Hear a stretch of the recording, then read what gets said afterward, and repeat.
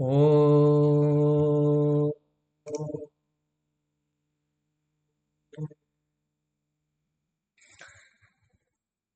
सहनावतु सहनौ भुनक्तु सह वीर्यं करवावहै तेजस्विनावधीतमस्तु मा विद्विषावहै। ओम शांति शांति शांति। गीता की इस कक्षा में आप सभी का हार्दिक स्वागत अभिनंदन है। गीता की इस कक्षा के अंतर्गत हम तीसरे अध्याय पर विचार कर रहे थे। तीसरे अध्याय का समापन हो चुका है, श्लोक संख्या 43 तक।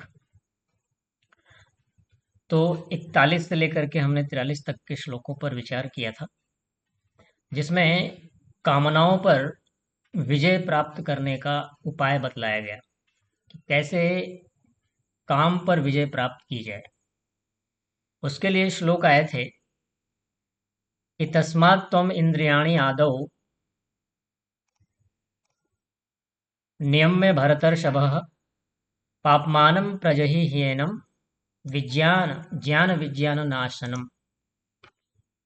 यहाँ पर कृष्ण ने संबोधित किया है अर्जुन को कि हे अर्जुन, पहले अपने इंद्रियों को संयमित करो और इस काम रूपी पाप को नष्ट करो, क्योंकि यह ज्ञान और अनुभूति दोनों का नाश करने वाला होता है। हमारे ज्ञान का भी नाश करता है, हमारी अनुभूतियां भी नष्ट करने अनुभूति नष्ट करने का मतलब होता है सत्व सात्विक जो अनुभूतियां होती हैं, ज्ञान संबंधी जो अनुभूतियां होती हैं, उसको नष्ट करता है, उसको बंद कर देता है। इसलिए संयम जो है आत्म विजय का आरंभ बतलाया है कि सबसे पहले हमें इंद्रियों को संयमित करना चाहिए। उसके बाद आया था कि इंद्रियाणि पराण्याहु इंद्रियेभ्यः परम मनः मनसस्तु परा बुद्धिर यो बुद्धे परतस्तु सह। इस श्लोक में हमने विचार किया था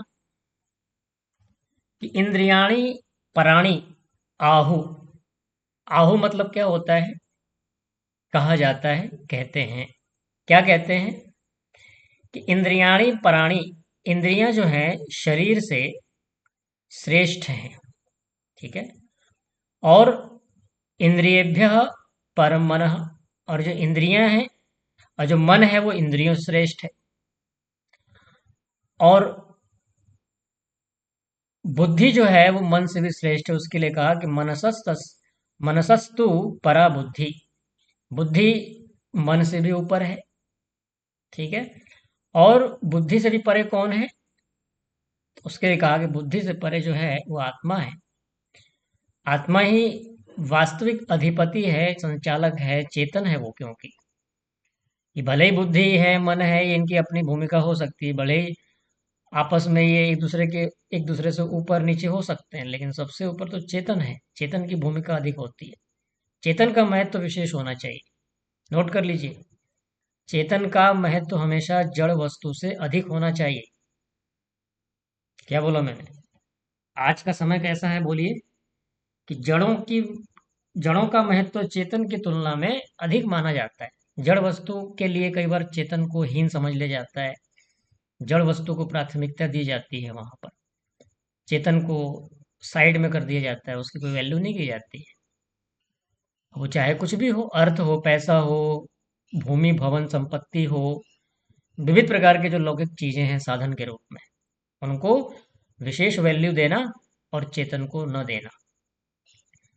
अब ये क्यों होता है? परिवार में ही लोग भूमि के लिए, पैसों के लिए झगड़ा कर लेते हैं, मार देते हैं दूसरों को। तो उसमें चेतन की वैल्यू कहाँ की जाती है? पैसे की वैल्यू की जाती है, जड़ वस्तुओं की जाती है, भूमि भवन सोना चांदी आदि की वैल्यू की जाती है। तो चेतन की वैल्यू होनी चाहिए, क्योंकि चेतन होगा तभी तो इनका मतलब है, नहीं तो इनका कोई मतलब नहीं है। तो यहाँ पर आत्मा को सबसे महत्वपूर्ण बतलाया है, और यही आत्मा ही इन बड़े बड़े साधनों को चलाने वाला है।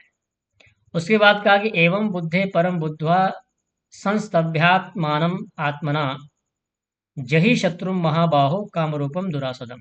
तो आत्मा को बुद्धि से श्रेष्ठ मान करके व्यवहार करना चाहिए और अपने आत्म बल से मन को स्थिर करके इस दुर्जेय कामरूपी शत्रु का संहार करना चाहिए। दुर्जय का मतलब जानते हैं हम लोग?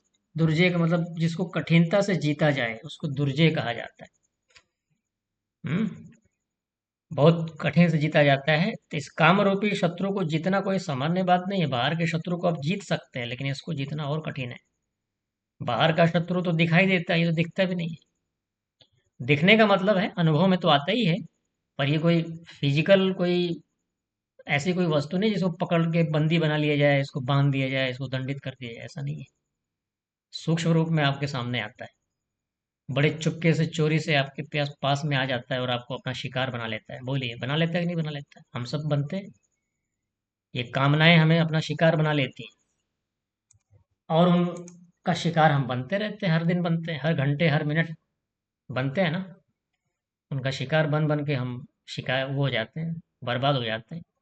तो बर्बादी से हम बच जाएं, उसके लिए गीता में यहाँ बता रहे हैं, इस कामरूपी दुर्जय शत्रु को हम संहार करें और आत्मबोध ही इस काम विजय का परम शस्त्र बतलाया इस गीता में कि आत्मा को, आत्मा का जान हो जाना, आत्मा को जान लेना, इस दुर्जय शत्रु को जीत लेना हमारे लिए थोड़ा आसान हो सकता है अगर हम आत्मा को जान लें। क्यों? क्योंकि कामनाएं तो उठाने वाला तो वही है आत्मा। जब उसी को हम जान लेंगे, जैसे कहते हैं ना कि अगर हमने क्या होता है कि हमने मुख्य व्यक्ति को ही अपने अधिकार में कर लिया, तो उससे जुड़ी चीजें हमारे अधिकार में स्वतः हो जाती है।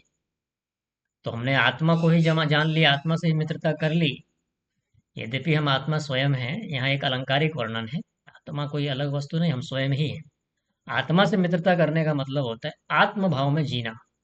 वो हम सीख जाते हैं, अब चाहे इस जीवन में सीखें, अगले जीवन में सीखें, हम जब भी सीखें आत्म भाव में जीना सीख गए, आत्मस्थ हो गए, तो हमें इन कामनाओं को हमारे लिए जीतना आसान हो सकता है। तो इसलिए पहले इंद्रियों को हमें साधना चाहिए, फिर मन और बुद्धि का हमें क्रम समझना चाहिए और अंततः आत्मबल से हमें अपने कामनाओं को परास्त करना चाहिए, उनको नष्ट करना चाहिए। तो ये हमारे कल का विषय रहा। एक सामान्य हमने आवृत्ति की दृष्टि से उसको फिर से लिया है। अगले अध्याय में हम चलेंगे। यहाँ से इसका अध्याय का समापन हो गया, तीसरा अध्याय खत्म हो गया। तो ये हमारे लिए एक उपलब्धि है कि हमने गीता के प्रथम, द्वितीय और तृतीय अध्याय को हमने समाप्त कर लिया। हमने सीखा, बहुत कुछ सीखा है। अब हम चौथे अध्याय में प्रवेश कर रहे हैं। ठीक है, तो चौथे अध्याय के प्रथम श्लोक से हम शुरू शुरू करेंगे।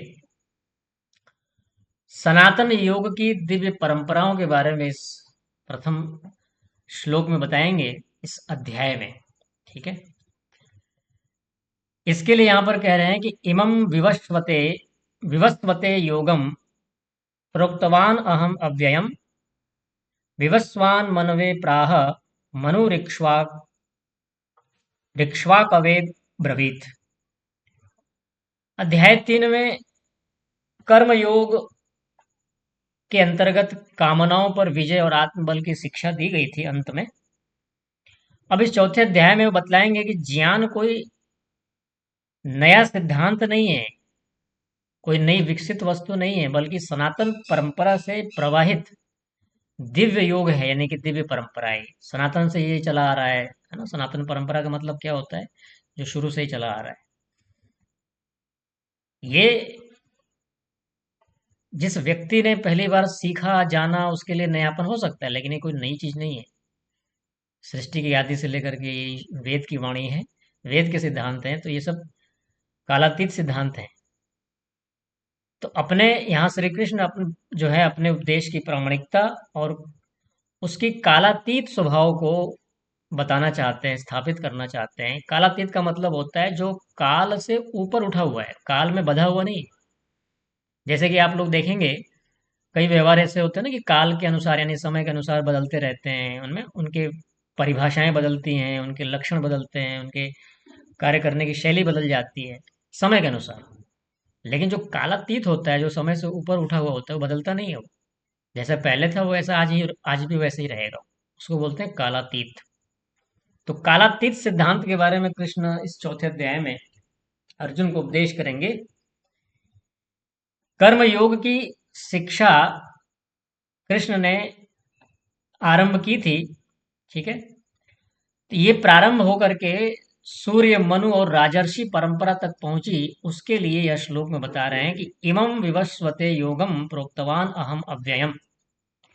कह रहे हैं कि अहम, अहम का मतलब होता है मैंने, इमं अव्ययम, इस अविनाशी नित्य योगम कर्म योग रूपी दिव्य ज्ञान को, फिर से बोलता हूं सुनिए, मैंने इस अविनाशी नित्य, योगम शब्द आया है श्लोक में, कर्म योग रूपी दिव्य ज्ञान को, इसका ये अर्थ है।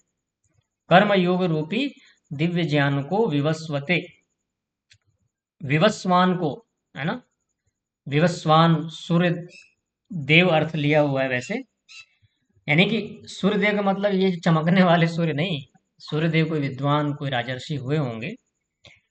विवस्वान को प्रोक्तवान कहा, उपदेश किया। और विवस्वान सूर्यदेव ने किसको कहा? तो कहा मनवे। श्लोक में देखिए मनवे शब्द आया है, विवस्वान मनवे, चतुर्थी विभक्ति एक वचन। संस्कृत में एक सिद्धांत चलता है कि जिसको उपदेश किया जाता है, जिसको उपदेश किया जाता है उसमें चतुर्थी विभक्ति होती है, ठीक है। गुरु ने छात्र को उपदेश किया तो गुरु छात्राय, ठीक है, उपदिशति, ये अर्थ हो जाएगा। छात्र के लिए उपदेश कर रहे हैं इसलिए चतुर्थी हो जाएगी छात्र में। इसलिए यहाँ पर विवस्वान जो हैं सूर्यदेव यहाँ कर्ता बन गए, और इन्होंने किसको उपदेश किया? मनु को। मनवे शब्द आया, चतुर्थी विभक्ति एक वचन। मनु को प्राह कहा, उपदेश किया। और मनु ने किसको उपदेश किया बताइए? तो श्लोक में कहा इक्ष्वाके अब्रवीत। हाँ जी, दोहराइए, मनु ने किसको उपदेश दिया? इक्ष्वाके, इक्ष्वाकु को उपदेश किया, यानी कि अब्रवीत कहा। तो कह रहे हैं कि मैंने इस अविनाशी योग को, जो सनातन परंपरा से चली आ रही है प्रवाह से, सूर्य देव को कहा, सूर्य ने मनु को कहा, और मनु ने इक्ष्वाकु को कहा।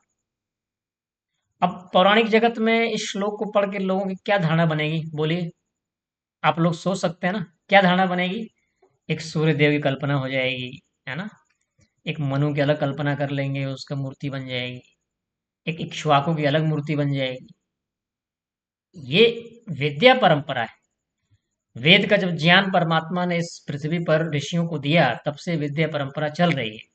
तो उन ऋषियों ने फिर आगे अपने लोगों को पढ़ाया, फिर वो विद्वान हुए, फिर उन्होंने आगे पढ़ाया। तो ऐसे ऐसे हमारी विद्या की परंपरा, श्रुति परंपरा से अब तक चली आ रही है। तो ऐसे बहुत सारी चीजें जिनका इतिहास नहीं भी मिलता हमें। ऐसे महान महान ऋषि हुए, बड़े तपस्वी लोग हुए, समाधि स्तर को उन्होंने प्राप्त किए, बड़े बड़े ग्रंथ को रचे उन्होंने, बनाया वेद को पढ़ करके, न जाने क्या क्या आविष्कार किए हैं, हमें पता नहीं, जो हम सोच भी नहीं सकते। और हो सकता है कि आज वो बातें हमारे सामने आए तो हमें आश्चर्य भी हो कि क्या ये भी हो सकता है। जैसे कि आज से 50 वर्ष पूर्व स्मार्टफोन की कल्पना अगर किसी को हुई हो, या किसी ने किसी के सामने बात कहे कि भाई ऐसा भी एक डिवाइस बनेगा, क्या 50 वर्ष पूर्व किसी ने स्मार्टफोन की सोचा होगा? स्मार्टफोन में हम सब कुछ कर सकते हैं, बैंकिंग सुविधा हो जाएगी, हम लेन देन कर सकते हैं ऑनलाइन बैठे, देश और दुनिया में बात कर पाएंगे, कोई तार नहीं, कुछ नहीं। लेकिन चीजें तो आती हैं समय से। तो ऐसी बहुत सी चीजें वेद के अंदर है। वेद के अंदर बीज रूप में ज्ञान है। बोलिए, क्या कहा मैंने? वेद के अंदर किस रूप में ज्ञान है? बीज के रूप में। और बीज रूप में जो चीज होती है उसके अंदर बहुत बड़े वृक्ष की संभावना होती है। आपने बड़ का पेड़ देखा है? बहुत बड़ा होता है, उसका बीज कितना बड़ा होता है? बहुत छोटा सा होता है। लेकिन उस छोटे से बीज के अंदर बहुत बड़े वृक्ष की संभावनाएं होती हैं, यानी कि वो इतना विस्तार लेगा, उसके बीज को देखकर ऐसा लगता नहीं है। इसी तरह से आप सामान्य रूप से वेद मंत्रों को देखेंगे तो आपको नहीं लगेगा कि इतना बड़ा विस्तार भी होगा इसका। लेकिन देखो उसके अंदर कितने रहस्य छिपे हुए, ऋषि जान सकता है, हम हमारे जैसे सामान्य व्यक्ति नहीं जान सकता उसको। हम सामान्य व्याख्या कर सकते हैं उसकी, लेकिन ऋषि समाधि में जा करके उस रहस्यों को जानता है, उस गहराई को समझता है जो ईश्वर हमको बताना चाहते हैं। हम मनुष्यों के लिए हम वो उपदेश करना चाहते हैं, वो समाधि में जाकर खुलता है। जिस वस्तु को जिस चीज से जाना जाता है उसी तरह से तो हम जान सकते हैं ना, कैसे भी तो नहीं जान सकते उसको, जो पदार्थ या जो साधन चाहिए उसके लिए। अब ये सब ज्ञान ऐसा है वेदों का कि इसके लिए दुनिया में कोई साधन है ही नहीं, कोई आर्टिफिशियल इंटेलिजेंट नहीं है, कोई एआई नहीं है कि आपको वेद के अंदर जो परमात्मा ने जो ज्ञान बीज रूप में जो ज्ञान भरा है वो कोई एआई खोल देगा, कोई चैट जीपीटी खोल देगा उसको, ऐसा कुछ नहीं है और होगा भी नहीं। वो जो चैट जीपीटी है वो समाधि है, लो समाधि लगाओ अगर ताकत है तो उस बात को यहाँ कह रहे हैं कि परंपरा से विद्या चली आई है। मैंने इस अविनाशी ज्ञान को सूर्य देव को कहा और सूर्य ने मनु को कहा और मनु ने इक्ष्वाकु को बताया। तो यहाँ पर भगवान श्री कृष्ण कहना चाहते हैं कि यह जो कर्म योग है कोई नवीन विचार नहीं है, यह सनातन और अविनाशी ज्ञान की एक परंपरा है। सूर्य को उपदेश देना इस बात का यहाँ पर प्रतीक है कि यह ज्ञान प्रकाश स्वरूप है। ठीक है, सूर्य से मनु तक पहुंचा, संपूर्ण मानव जाति के आदि पुरुष कहे जाते हैं मनु, उन तक ये पहुंचा है और मनु से इक्ष्वाकु अर्थात राजर्षि परंपरा तक यह ज्ञान पहुंचा है। ये जो कर्म योग का सिद्धांत है इस प्रकार से पहुंचा है, यानी इसमें एक क्रमिक श्रृंखला है। इसका अर्थ क्या हुआ कि यह योग केवल सन्यासियों के लिए नहीं है, ठीक है, बल्कि समाज और शासन दोनों के लिए है। ये ज्ञान ऐसा है कि हर वर्ग के लिए है। तो ये ज्ञान परंपरा चलता है, सीखते सिखाने चलता है। जैसे आप लोग बैठे हैं, हम एक दूसरे को पढ़ रहे हैं, पढ़ा रहे हैं ना, इस तरह से परंपराएं चलती हैं। आपने सीखा, उसको आत्मसात किया, फिर आपने अगर इच्छा हुई, अनुकूलता हुई तो आपने दूसरों को पढ़ाया, फिर दूसरे ने तीसरे को पढ़ाया, तीसरे ने चौथे को पढ़ाया, ऐसे ये परंपरा आगे आगे चलती है। और जब ये परंपरा टूटती है, ठीक है, तो फिर यहाँ विखंडन हो जाता है। फिर बाद में चीजें कुछ का कुछ रूप धारण कर लेती हैं। फिर व्यक्ति को अवतार घोषित कर दिया जाता है कि भगवान का अवतार है ये व्यक्ति। फिर वेद के विरुद्ध चला जाता है व्यक्ति, वेद के सिद्धांतों के विरुद्ध हो जाता है। वेद में कहा है कि ईश्वर का जन्म नहीं होता, सपर्यगा शुक्रम कायम अब्रम स्नाविरम शुद्धम अपाप विद्धम। और वेद में कहा 40वें अध्याय में कि न प्रतिमा अस्ति, उस ईश्वर की कोई प्रतिमा नहीं है। लेकिन जब ये पठन पाठन की परंपरा टूट जाती है, वैदिक सिद्धांतों को पढ़ने पढ़ाने की परंपरा टूट जाती है, तो वैदिक व्यक्ति की जो बुद्धि है वो भ्रमित हो जाती है। वो फिर अपने हिसाब से सिद्धांत बनाने लगता है, अपने हिसाब से बुद्धि चलाने लगता है वो, है ना, नए सिद्धांत बनाने। वो कहता है कि मैं तो वेद से भी ऊपर हूँ। वेद क्या है? वेद तो पन्नों का ये बना हुआ पुस्तक है, इसमें कुछ खास नहीं है। लेकिन मैंने जो रिसर्च किया है, मैंने जो मेहनत करी है, वो मेरा देखो आप, मैंने बहुत मेहनत की है, मैंने बहुत रिसर्च की है। वेद तो कुछ नहीं है। वेद को पढ़ कर क्या हुआ? कुछ तो नहीं हुआ। वेद को अगर वेद में इतना ही होता तो वैदिक काल में स्मार्टफोन क्यों नहीं था, लैपटॉप क्यों नहीं था वैदिक काल में? समझ रहे हैं आप? ऋषियों के पास विद्या होती है, लेकिन वो वही चीज का निर्माण करते हैं जिससे मानव जाति की हानि ना हो, मानव जाति की बुद्धि का ह्रास ना हो। उस चीज का वो निर्माण कभी नहीं करते। ठीक है, वही चीज का निर्माण करते हैं जिससे मानव जाति की उन्नति हो। अगर उनके पास कोई ऐसी चीज आ भी जाती है तो उसका आविष्कार करते ही नहीं है। उनको दिख जाता है कि भविष्य में से बहुत बड़ी हानि होने वाली है, लोगों की बुद्धि भ्रष्ट हो जाएगी, लोग इसका दुरुपयोग करेंगे, तबाही विनाश का तांडव करेंगे, इस प्रकार की चीजें अगर होनी है तो वो उसको करते ही नहीं, वो लाते ही नहीं समाज के बीच। उन्हीं चीजों को लाते हैं जिससे भला हो लोगों को। तो ऋषियों से बुद्धि किसी के ऊपर नहीं हो सकती है, कभी नहीं हो सकती। ये जो मानता है वो गहरे नशे में है। तो यहाँ पर कह रहे हैं कि योग ये नष्ट होने वाला नहीं है, इसलिए श्लोक में आया है अव्ययम योगम। अव्यय का मतलब होता है जो नष्ट ना हो। आपको पता है हम घर परिवार में प्रयोग करते हैं व्यय। व्यय का अर्थ वैसे होता है खर्च होना। ठीक है, तो खर्च होना क्या है? मतलब जाना, आपके जेब से कुछ जा रहा है उसको नष्ट कह दो, खर्च हो गया कह दो। उसी में हम अ लगा देते हैं, अव्ययम जो खर्च नहीं होता, जो नष्ट नहीं होता। ये जो योग है वो नष्ट होने वाला नहीं है। युग बदलते रहेंगे पर सत्य नहीं बदलता है। बोलिए, युग बदलते रहेंगे पर सत्य कभी नहीं बदलेगा। बदलेगा सत्य, कभी नहीं बदलेगा। सत्य जो होता है, रित जो होता है, बदलता नहीं है वो।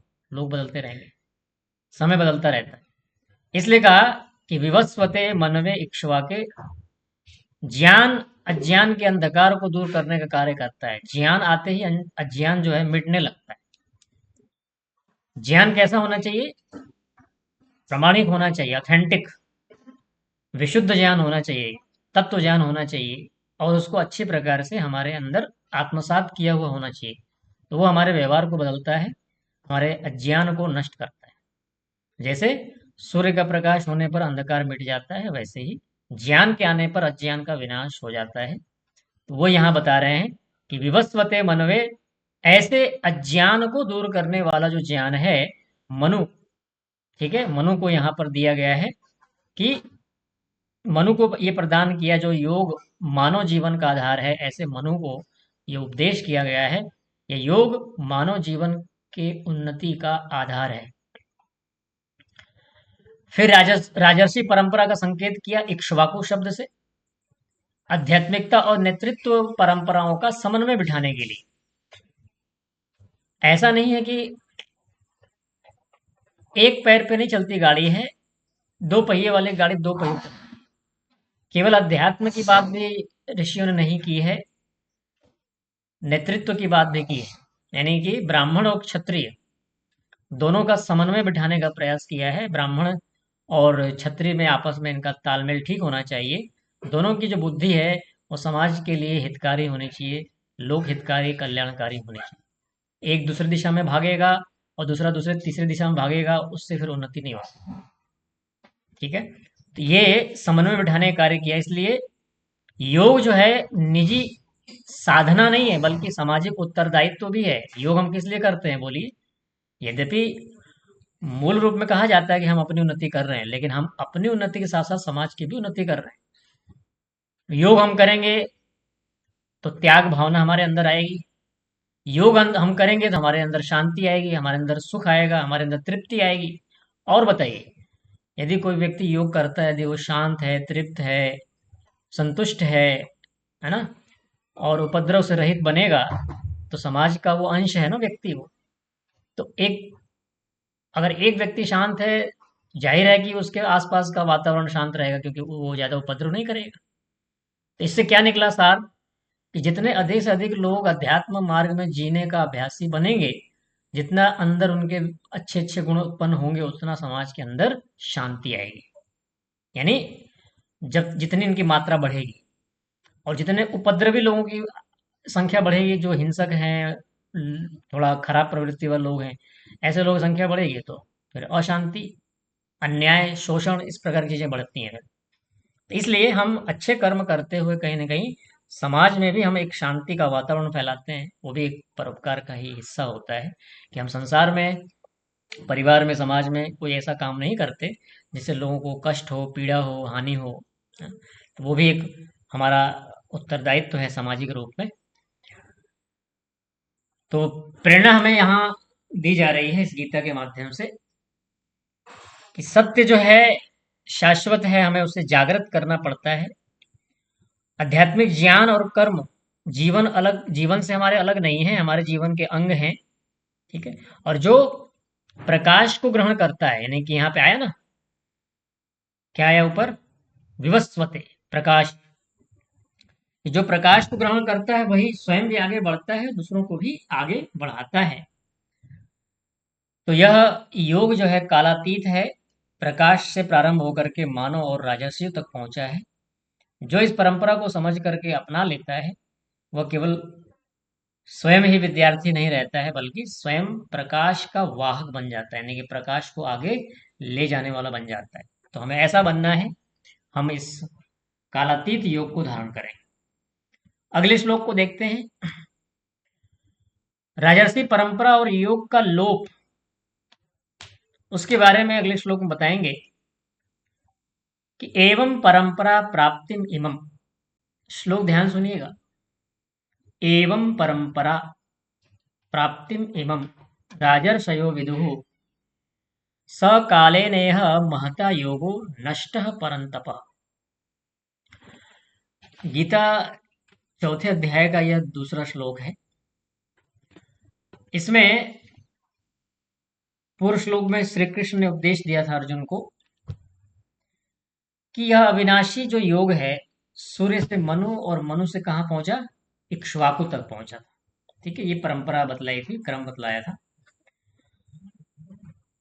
अब वो प्रश्न है कि यदि यह योग परंपरा से चलता आया है, ठीक है, तो फिर आज अर्जुन को यहाँ क्यों बतलाया जा रहा है, परंपरा से क्यों नहीं आई इसके पास? ये सवाल है, प्रश्न है ये। तो इस श्लोक में भगवान श्री कृष्ण कहते हैं कि काल के प्रभाव से वह परंपरा क्षीण हो गई। बोलिए, प्रश्न क्या था और क्या उत्तर दिया गया? प्रश्न किया गया कि यदि यह योग परंपरा से चला आया, तो फिर आज अर्जुन को यह क्यों बताया जा रहा है? सवाल है ये, है ना? तो उसका उत्तर भी इसमें है श्लोक में कि काल के प्रभाव से वह परंपरा क्षीण हो गई ना। वेद का ज्ञान तो आया था, लेकिन काल परंपरा से क्षीण हो गया था। महर्षि दयानंद जी ने फिर से उसको उद्बुद्ध किया। वेदों को लोग सुनते तो थे, जानते थे, लेकिन वेदों में क्या है ये रियल में नहीं जानते थे। वास्तविकता में वेद के अंदर क्या है वो नहीं जानते, गलत रूप में जान रहे थे। तो एक विद्वान, एक ब्राह्मण आता है, एक आचार्य आता है और फिर उस वेद परंपरा को आगे बढ़ाता है और कहता है वेदों की ओर लौटो, और कोई मार्ग नहीं है। ठीक है, तो यह श्लोक जो है स्पष्ट करता है कि जब परंपरा का संरक्षण नहीं किया जाता है, सुनिएगा ध्यान से, बात बहुत महत्वपूर्ण बात इसमें आई है कि जब किसी ज्ञान विज्ञान का, किसी विद्या का, विद्या परंपरा का संरक्षण नहीं किया जाता है, तो वो ज्ञान जो होता है ना, वो दिव्य ज्ञान क्या हो जाता है, लुप्त हो जाता है। ठीक है, कोई भी अच्छी चीज है, अगर आप उसका संरक्षण नहीं करेंगे तो वो क्या हो जाएगा, नष्ट हो जाएगा। आपके पास धन है, आपके पास संपत्ति है, सोने चांदी हीरे मोती सब कुछ है, आप उसका ठीक से संरक्षण नहीं करते हैं, मूल्यवान वस्तु है, वो नष्ट हो जाएगी। या आपके पास धन है, बहुत पैसे हैं आपके पास, आपको पता ही नहीं है कि उसका सदुपयोग कैसे करना है। देखिए, बात ध्यान सुनिएगा सभी लोग। मेरे पास बहुत पैसे हैं, मेरे पास, मैं करोड़पति हूँ, अरबपति हूँ, तो मुझे पता है कि मेरे पास पैसे हैं, चाहे वो जमीन के रूप में हो, चाहे बैंक बैलेंस के रूप में हो, या अन्य जो कमोडिटी हैं यानी कि सोना चांदी आदि है, इस रूप में है। हमें पता है कि हमारे पास इतना है, लेकिन हमारे पास इतनी बुद्धि नहीं है कि ये पैसा जो हमें भगवान की कृपा से मिला है, ईश्वर के दिए साधनों से जो हमने प्राप्त किए हैं, इसका सदुपयोग क्या है? क्या हम उसको खा पी करके, सो करके, खा पी करके इस तरह से मौज मस्ती में खाली उड़ाने के लिए नहीं है। वो पैसा धर्म के लिए है, वो पैसा दूसरों की उन्नति के लिए है, वो पैसा परोपकार के लिए है। वो पैसा इसलिए नहीं है कि खाली आप मौज मस्ती करेंगे और आप दबा के रखे रहेंगे, दबाने के लिए नहीं है वो दूसरों के उपकार के लिए है। अब उतनी बुद्धि नहीं है कि हम कैसे करें उपकार। तो जो अंधविश्वासी लोग हैं वो कहीं भी जा करके वो फेंक आते हैं पैसा। लेकिन जो बुद्धिमान है, जो वैदिक सिद्धांतों से परिचित है, उसको पता है कि धन का सदुपयोग कैसे करना है। या तो उसके पास उतना पैसा है तो किसी आचार्य को बिठा कर कहेगा बैठो, मैं जमीन खरीदता हूँ, आपके पास विद्या है, मेरे पास धन है, हम मिल करके गुरुकुल चलाएंगे। सोचिए, ये विचार दे रहा हूँ आप कि भाई आचार्य जी, या कोई भी आचार्य है, कोई सन्यासी है, कि भाई मेरे पास धन है और आप आचार्य हो, सन्यासी हो, आपके पास तो पैसे नहीं होंगे, आपके पास विद्या है, चलो हमारा विचार है गुरुकुल खोलना चाहिए, हमें एक आश्रम बनाना चाहिए, मैं पूरी फंडिंग करता हूँ और आप चलाओ गुरुकुल, बैठो आप पढ़ाओ बच्चों को वहाँ, ध्यान सिखाओ, ये विद्या की परंपरा आगे बढ़ाओ।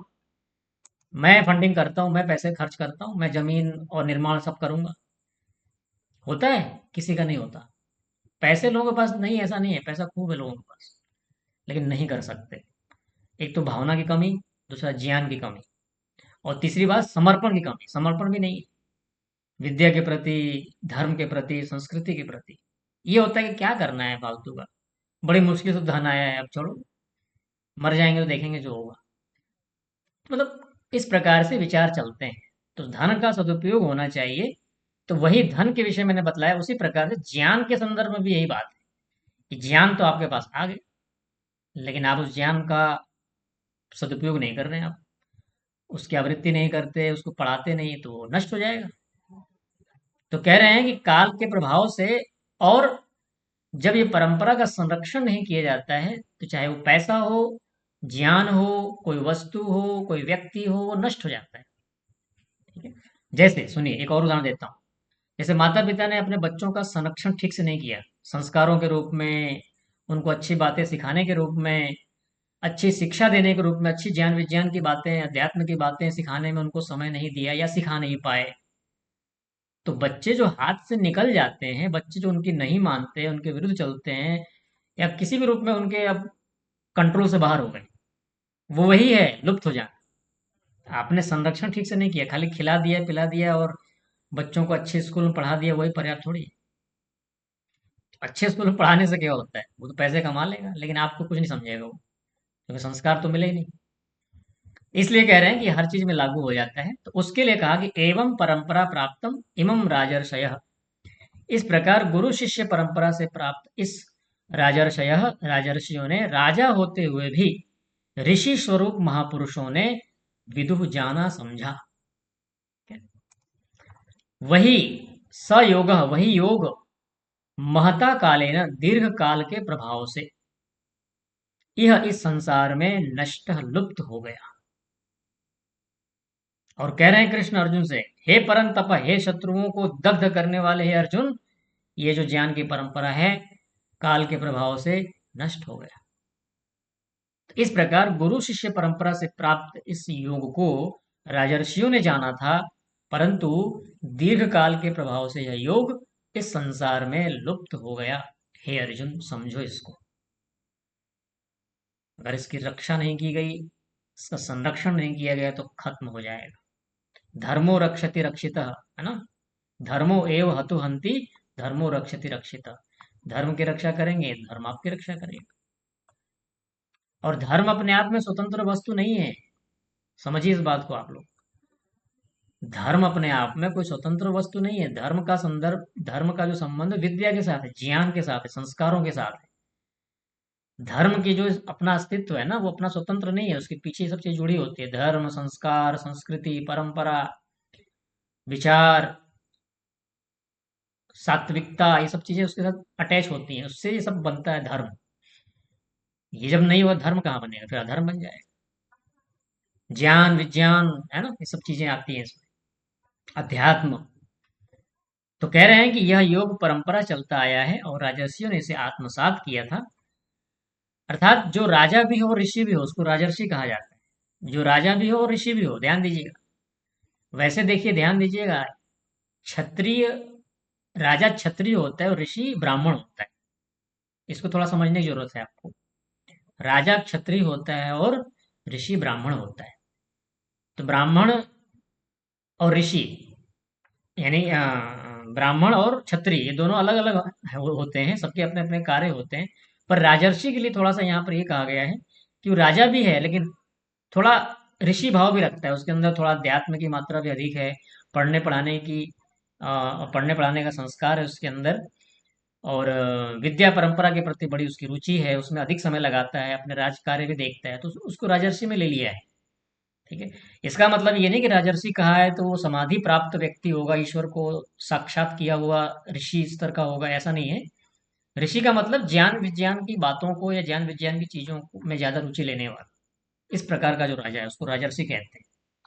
तो जो शासन भी करता है और इन ज्ञान विज्ञान की बातों में भी रुचि लेता है, उसको राजर्षि कहा गया है। किंतु काल का प्रभाव अत्यंत बलवान है। जब साधना कम हो जाती है, विद्या कम हो जाती है, तो क्या हो जाता है बोलिए? परंपरा का संरक्षण नहीं होता, विद्या परंपरा का संरक्षण नहीं होता है। कौन करेगा बताइए आप? है ही नहीं कोई। घर छोड़ करके कौन बनता है आचार्य, बताइए?